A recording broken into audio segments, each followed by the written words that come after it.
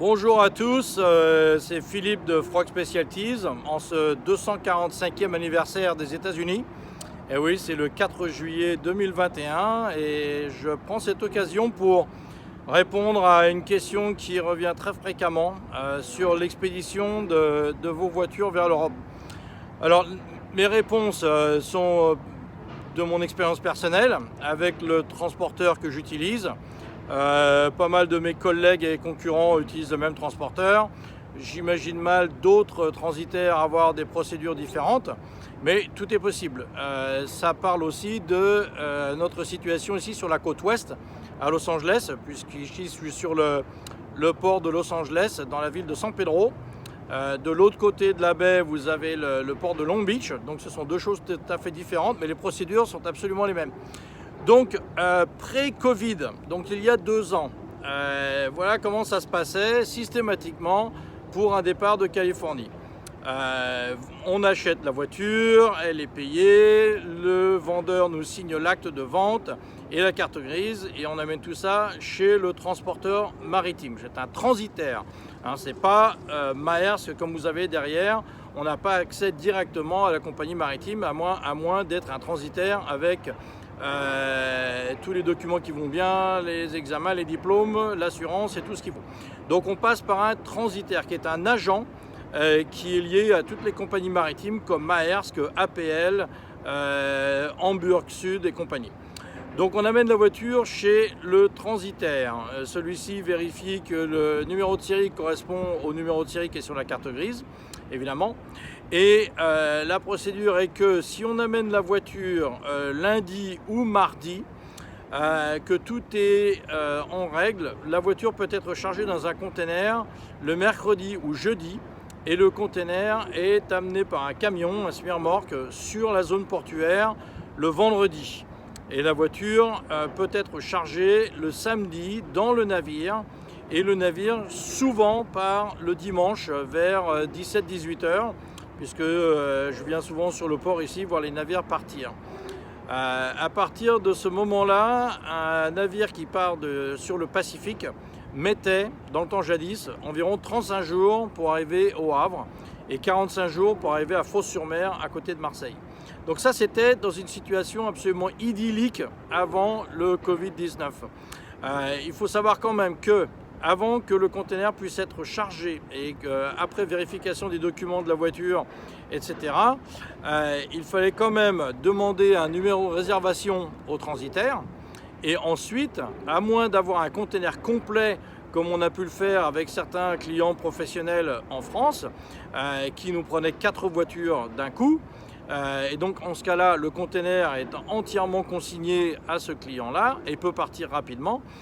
Il faut que le transitaire ait 3 ou 4, 2 ou 3 autres voitures à faire partir avec la vôtre vers la même destination, mais aussi vers le même transitaire.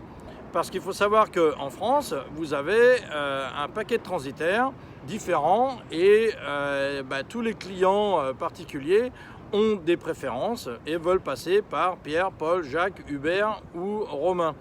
À partir de ce moment-là, ça complique les choses parce qu'on dit que le client de Frog veut absolument que la voiture soit dédouanée par Hubert. Eh bien, il faut qu'il y ait 3 autres clients qui veuillent se faire dédouaner par Hubert pour que le container soit jugé complet et puisse être chargé.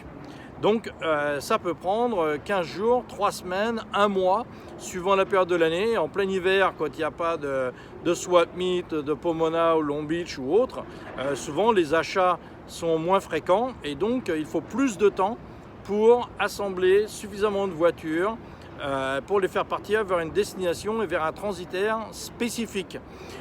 Si vous n'avez pas de transitaire spécifique, que peu vous importe qui va dédouaner votre voiture au Havre, eh bien on peut demander au plus pressant et en fonction, le transitaire américain va dire écoutez, voilà, j'ai déjà 2 voitures à faire partir chez Romain ou chez Hubert, est-ce que ça vous intéresse? Et là, ça accélère forcément un peu la procédure. Donc tout ça, c'est compliqué, hein, parce que il faut qu'il y ait 4 voitures dans un conteneur pour que ça soit rentable et que ça vous ne coûte pas une fortune. Donc là, tout dépend comment ça se passe et si vous avez un transitaire avec lequel vous voulez absolument bosser, et dans ce cas-là, ça peut retarder le départ car il faut attendre d'autres voitures à faire partir vers ce transitaire. Alors qu'est-ce qui se passe ensuite? Bien, la voiture, le container part. Vous imaginez bien que monter dans un porte-container comme celui que vous avez derrière moi, c'est pas comme monter sur le bac pour l'île de Ré ou le ferry pour aller à Douvres, à Santa Pod. Donc il y a en moyenne 8 à 10 000 containers sur un navire comme ça. La logistique de chargement d'un navire comme ça est absolument incroyable parce qu'il faut déjà calculer les poids des containers de façon à ce que le centre de gravité du navire le rende navigable. Donc les containers très lourds sont au plancher et les containers les plus légers sont en haut. Donc en fonction du poids de votre container ou du container que vous partagez avec d'autres personnes avec 4 voitures, eh bien le container va être positionné à tel ou tel endroit dans le navire. Ensuite, il faut savoir que les navires font des arrêts. Donc en partant d'ici à Los Angeles, le navire va certainement s'arrêter à Panama et charger d'autres containers et en décharger d'autres qui vont repartir à travers le Pacifique vers la Chine ou vers l'Argentine ou autres destinations. Ensuite, le navire va souvent faire un arrêt à Miami, à Charleston en Caroline et à New York avant de traverser au plus court vers le Havre.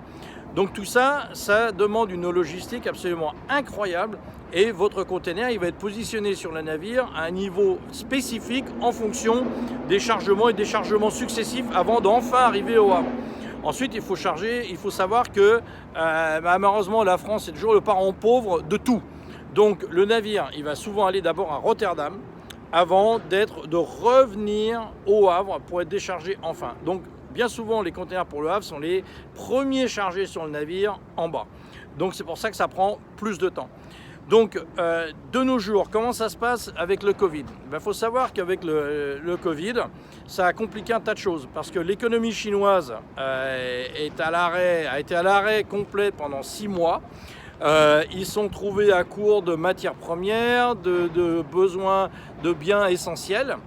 Et de l'autre côté, les Américains ont consommé beaucoup plus de certaines marchandises, comme étant confinés, ils avaient le temps de faire du sport. Donc les articles de sport, la demande des articles de sport est devenue monumentale, ainsi que les vélos, les VTT, toutes ces choses-là.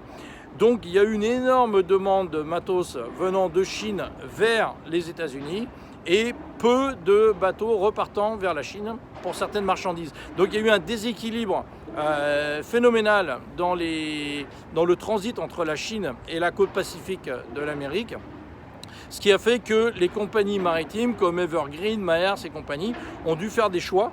Et je pense aussi qu'il se dit que certains gouvernements ont soudoyé les compagnies maritimes pour qu'elles accélèrent la manœuvre et plus de navires qui fassent Chine-Amérique qu'aller vers l'Europe.